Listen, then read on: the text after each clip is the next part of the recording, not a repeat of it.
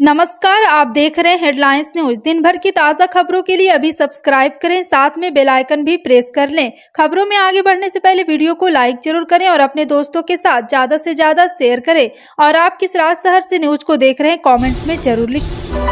बता दें, केंद्रीय एजेंसियों के दुरुपयोग के खिलाफ पश्चिम बंगाल विधानसभा में बड़ा कदम उठाया है। नियम 185 के तहत तृणमूल कांग्रेस ने विधानसभा में प्रस्ताव पेश किया। इस प्रस्ताव में केंद्रीय एजेंसियों के दुरुपयोग का आरोप लगाया गया। विधानसभा में यह प्रस्ताव पेश किया गया और इस पर चर्चा के बाद इसे ध्वनि मत से पारित कर दिया गया। चर्चा पर बहस के बाद विधानसभा के अध्यक्ष विमान बनर्जी ने कहा है कि यदि केंद्रीय एजेंसियां विधानसभा के किसी सदस्य के खिलाफ कार्रवाई करती तो उसे विधानसभा को बताना होगा। बता दें कि राज्य के मुख्यमंत्री ममता बनर्जी ने ईडी सीबीआई की अति गतिविधि की बार-बार आलोचना की है। कर्नाटक विधानसभा चुनाव के लिए उम्मीदवारों के चयन में दो नेताओं के बीच आलाकमान तक पहुंच गई है। और आपको बता दें कि फिलहाल 50 सीट पर उम्मीदवार को लेकर पेंच फंसा है। पिछले 4 दिनों से इसे लेकर बैठकें चल रही है, लेकिन अभी तक कांग्रेस के नेता आम सहमति पर नहीं पहुंच पाई। बताया जा रहा है कि इन सीटों को लेकर कांग्रेस दो नेताओं के बीच रार है और पूर्व सीएम सिद्धारमैया इनमें अपने पसंद के उम्मीदवार चाहते हैं। वहीं कर्नाटक कांग्रेस प्रदेश कमेटी के अध्यक्ष डी शिवकुमार अपनी पसंद के उम्मीदवार उतारना चाहते हैं। अब केंद्रीय चुनाव समिति इन पर फैसला लेगी। सुप्रीम कोर्ट ने समलैंगिक विवाह को कानूनी मान्यता देने से जुड़ी याचिकाओं को 5 जजों की संविधान पीठ के समक्ष भेजा है। मामले की सुनवाई 18 अप्रैल को होगी। सुप्रीम कोर्ट ने कहा है कि इस मामले को अगली सुनवाई में संविधान पीठ के पास भेज रहे। कोर्ट ने कहा है कि यह मामला जीवन के अधिकार, सम्मान से जीने के अधिकार से जुड़ा है। चूंकि यह मामला संवैधानिक सवालों से जुड़ा हुआ है, यह ध्यान में रखते हुए हम मानते हैं कि संविधान पीठ इस मुद्दे पर विचार करे। इससे पहले सुनवाई के दौरान सीजेआई की पीठ के समक्ष सॉलिसिटर जनरल तुषार मेहता ने कहा, प्यार का अधिकार व्यक्त करने का अधिकार पहले से ही बरकरार है। फरवरी में खुदरा महंगाई दर 6.44% रही है। जनवरी के मुकाबले थोड़ी कम है। जनवरी में खुदरा महंगाई दर 6.52% रही थी। अभी भी आरबीआई के टॉलरेंस बैंड यानी कि बर्दाश्त सीमा के ऊपर बना हुआ है। खुदरा महंगाई दर में इजाफे की गिरावट पर कारणों की गौर करें तो फरवरी महीने में खाद्य महंगाई दर घटकर 5.95% रही, जबकि जनवरी में खाद्य महंगाई दर 6% रही। अनाज दूध की महंगाई दर काफी ऊंची रही। फरवरी महीने में अनाज और उससे जुड़े प्रोडक्ट की महंगाई दर 16.73% रही। दूध और उससे जुड़े प्रोडक्ट की महंगाई 9.65% रही। मसालों की भी महंगाई नजर आ रही है। उत्तर प्रदेश के प्रयागराज में उमेश पाल हत्याकांड में नामजद आरोपी और पूर्व बाहुबली सांसद अतीक अहमद की पत्नी शाइस्ता परवीन ने इलाहाबाद हाईकोर्ट में अग्रिम जमानत के लिए अर्जी पेश की है। बताया गया है कि 1 हफ्ते बाद हाईकोर्ट इस अर्जी पर सुनवाई करेगा। बता दें कि हत्याकांड में फरार होने के बाद प्रयागराज पुलिस की ओर शाइस्ता परवीन के खिलाफ हाल ही में 25,000 रुपये का इनाम घोषित किया गया। जानकारी के मुताबिक सोमवार को अतीक अहमद की पत्नी शाइस्ता परवीन की ओर से इलाहाबाद हाईकोर्ट में अग्रिम जमानत के लिए अर्जी दाखिल की गई है। बिहार स्कूल एग्जामिनेशन बोर्ड द्वारा जल्द ही बिहार बोर्ड इंटर परीक्षा की परिणाम 2023 की घोषणा की तारीख और समय की घोषणा करने की उम्मीद है।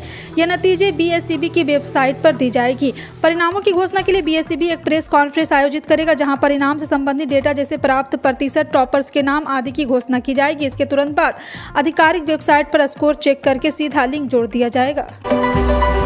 सुप्रीम कोर्ट ने सोमवार को अधिकारियों को 3 महीने से इलाहाबाद हाईकोर्ट परिसर से एक मस्जिद को हटाने का निर्देश दिया है। जानकारी के मुताबिक याचिकाकर्ता वक्फ बोर्ड मस्जिद और यूपी सुन्नी सेंटर वक्फ बोर्ड ने नवंबर 2017 के इलाहाबाद हाईकोर्ट के एक आदेश को चुनौती दी थी। उन्हें मस्जिद को परिसर से बाहर करने के लिए 3 महीने का समय दिया था। इसको लेकर याचिकाकर्ता की ओर से सुप्रीम कोर्ट का रुख किया गया। सोमवार को सुप्रीम कोर्ट ने उनकी याचिकाओं को खारिज कर दिया। अदानी हिंडनबर्ग विवाद और महंगाई को लेकर कांग्रेस देश भर में प्रदर्शन कर रही है। गुजरात में पार्टी के महिला कार्यकर्ताओं ने हाथ में तख्तियां लेकर इस मुद्दे को लेकर प्रदर्शन किया। वहीं मध्य प्रदेश की राजधानी भोपाल में भी कांग्रेस कार्यकर्ताओं ने अदानी मामले को लेकर प्रदर्शन किया। पुलिस ने प्रदर्शनकारियों को तितर-बितर करने के लिए वाटर कैनन का इस्तेमाल किया। दूसरी ओर कांग्रेस के राष्ट्रीय अध्यक्ष मल्लिकार्जुन खड़गे ने भी मोदी सरकार पर निशाना साधा और उस पर देश के लोकतंत्र को कुचलने का आरोप लगाया। संसद में कांग्रेस नेता राहुल गांधी की लोकतंत्र संबंधी टिप्पणी के मुद्दे को उठाने की उनको माफी मांगने की मांग लेकर खड़गे ने सरकार पर पलटवार किया और कहा है कि लोकतंत्र को कुचलने वाले लोग इसे बचाने की बात कर रहे हैं।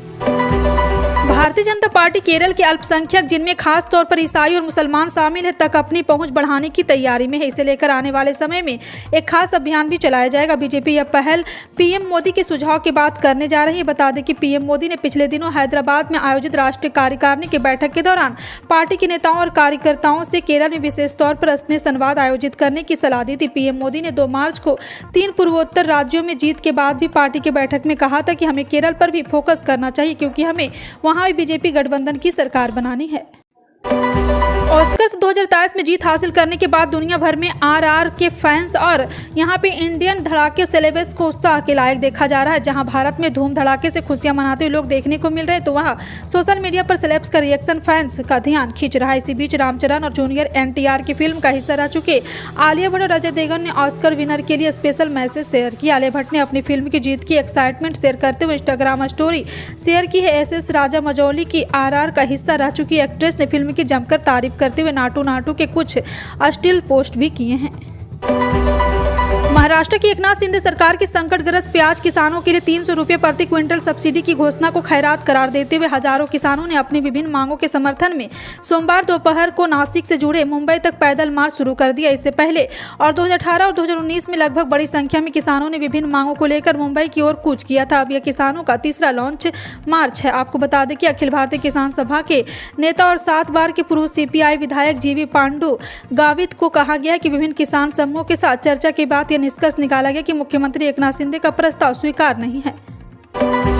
भारत और ऑस्ट्रेलिया के बीच अहमदाबाद में खेला जा रहा चौथा और आखिरी टेस्ट ड्रॉ हो गया है। इसके साथ ही भारत में 4 टेस्ट मैचों की सीरीज को 2-1 से जीत लिया है।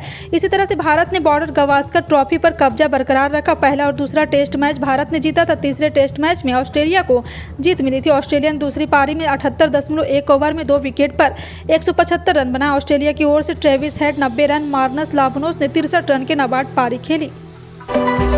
केंद्र सरकार की तरफ से पुरानी पेंशन योजना पर बड़ा अपडेट जारी किया गया है। सरकार ने केंद्रीय कर्मचारियों को ओल्ड पेंशन योजना के देने का फैसला लिया। जी हां, आप पुरानी पेंशन योजना के विकल्प के तौर पर चुन सकते हैं। बता दें कि लंबे समय से देश भर में ओपीएस यानी पुरानी पेंशन योजना और एनपीएस यानी कि न्यू पेंशन योजना के लिए बात चल रही थी, जिसके बाद अब मोदी सरकार ने इसे लेकर ऐलान कर दिया है। पुरानी पेंशन योजना के फायदे की बात की जाए तो इसका सबसे बड़ा फायदा यह है कि आखिरी ड्रॉन सैलरी के आधार पर बनती है। इसके अलावा इसमें महंगाई दर बढ़ने के साथ ही डीए में भी इजाफा होता है। संसद की एक समिति ने ट्रेन यात्रा के दौरान वरिष्ठ नागरिकों को दी जाने वाली छूट बहाल करने पर रेल मंत्रालय से सहानुभूतिपूर्वक विचार करने को कहा है। समिति ने साथ ही स्लीपर क्लास और 3rd एसी क्लास में वरिष्ठ नागरिकों को रियायत पुनः प्रारंभ करने का आग्रह किया। भारतीय जनता पार्टी की सांसद राधा मोहन सिंह की अध्यक्षता वाली रेल मंत्रालय संबंधी संसद की अस्थायी समिति की रिपोर्ट में यह बात कही गई। यह रिपोर्ट संसद के दोनों सदनों में सोमवार को पेश की गई। ऐसे में अब यदि रेलवे समिति की सिफारिश को मान लेता है तो संभव है कि बुजुर्गों को फिर से टिकट बुकिंग पर छूट मिलनी शुरू हो जाए।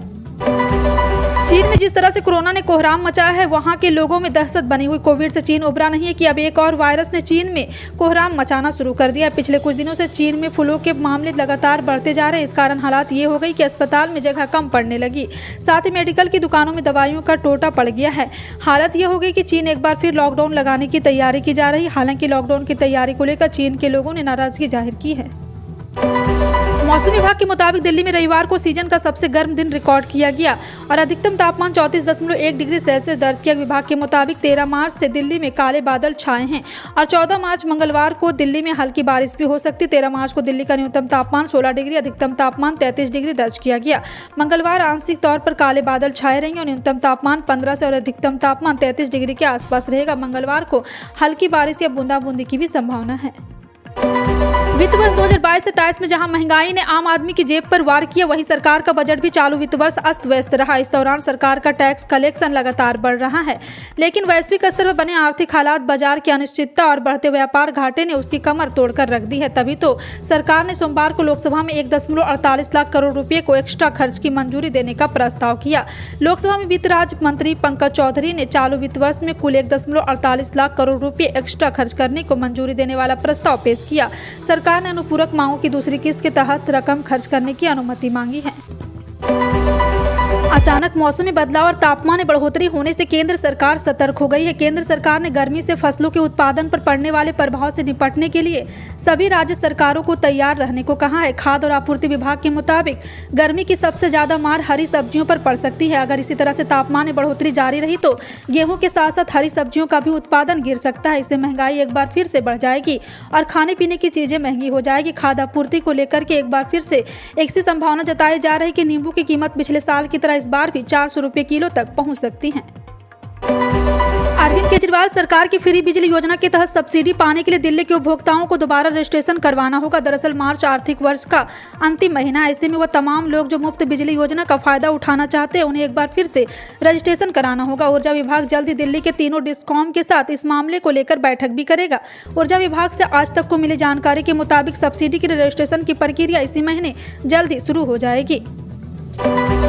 केरल के कोच्चि शहर में कूड़े के पहाड़ पर आग लगने की वजह से लोगों को परेशानियां बढ़ती जा रही है। 11 दिन पहले ब्रह्मपुरम कचरे के ढेर में लगी आग की वजह से आसपास जहरीला धुआं फैल गया, जिसकी वजह से राज्य की वाणिज्यिक राजधानी में लोग जहरीली हवा में सांस लेने को मजबूर है। अगर आग पर काबू पाने के लिए केरल सरकार ने रविवार को न्यूयॉर्क के अग्निशमन विभाग से सलाह मांगी। जिला आपदा प्रबंधन प्राधिकरण के अध्यक्ष और एर्नाकुलम के जिला कलेक्टर NS उमेश ने बताया कि अधिकारियों ने इस संकट के बारे में न्यूयॉर्क शहर के अग्निशमन विभाग के उप प्रमुख जॉर्ज हेली के साथ एक वर्चुअल बैठक की है।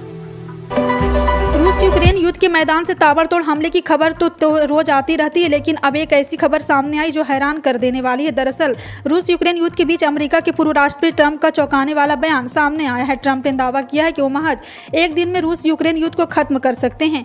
रूस ने यूक्रेन के शहरों में बमबारी तेज कर दी। इन सब के बीच ट्रंप ने दावा किया है कि मैं सिर्फ 24 घंटे में रूस यूक्रेन युद्ध खत्म करवा देता हूँ। ट्रंप ने कहा है कि वो अगर अभी अमेरिका के राष्ट्रपति के पद पर होते तो 24 घंटे के अंदर रूस और यूक्रेन के बीच जारी संघर्ष को बातचीत के जरिए खत्म करा देते। आपका इन सभी खबरों पर क्या कहना है कमेंट सेक्शन में टाइप करके जरूर बताएं। इसी तरह की पल पल की अपडेट जानने के लिए जुड़े रहें आप अपने हेडलाइंस न्यूज के साथ। मिलते हैं अगली बड़ी खबर में, तब तक के लिए जय हिंद।